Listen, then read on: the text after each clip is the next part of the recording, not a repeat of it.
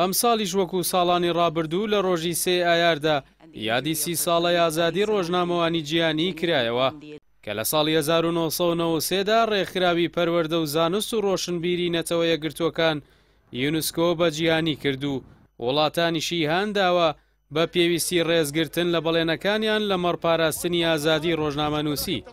بەڵام ئەو لیستەی ئەمساڵ بڵاو کرایەوە جارێکی دیکە جەخت لەوە دەکاتەوە پێشێلکاریەکان لە وڵاتانی جیهاندا مەترسیدارن و پێویستیان بە هەوڵی جدیە بۆ چارەسەری ڕیشەیی.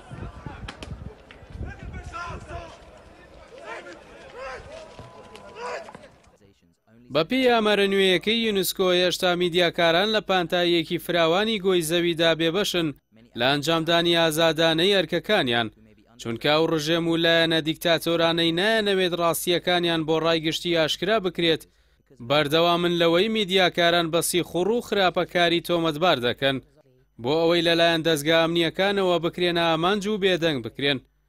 هەربەو بۆنەوە ئەنتۆنیۆ گۆتێرێسی ئەمینداری گشتینەتەوە یەکگرتووەکان لەوە ئەنگەی لە نیویۆرک ساز کرابوو داوای کردە ڕەشە و دەستدرێژی بۆ سەر ڕۆژنامەنووسان و گرتنیان بە تۆمەتی بێبنەمان ڕابگیرێت.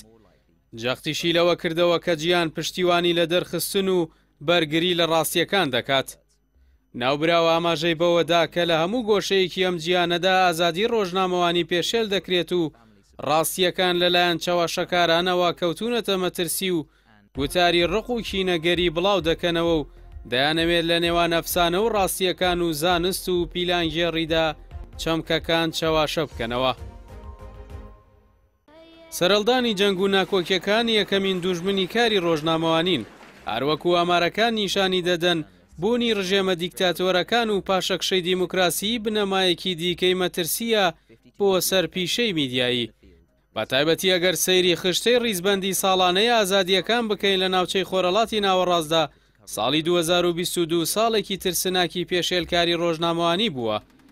هۆکارەکەشی دوای ئەو هیوایە هات کە بەهاری عەرەبی لەگەڵ خۆی داهێنای، بەڵام بۆی کودەتا و گەلە کۆمەکی ڕژێمە دیکتاتۆرەکان و گەڕانەوەی ئازادیەکان بۆ تاریکایی دەیەکانی ڕابردوو، ئازادیەکانیش پاشەکشەیان کردو بوونەوە کاری گەشەی پێشێلکاریەکان. لە کاتێکدا نەرویج پلەی یەکەمی ئازادی ڕۆژنامەوانی گرتووە و کۆریای باکوور پلەی 180 وەرگرتووە، وەرگرتنی پلەی 167 لەلایەن عێراقەوە گەورەترین شکستە بۆ قۆناغی دوای 2003 کە گوایە بە قۆناغی ئازادی و دیموکراسی ناودەبرا.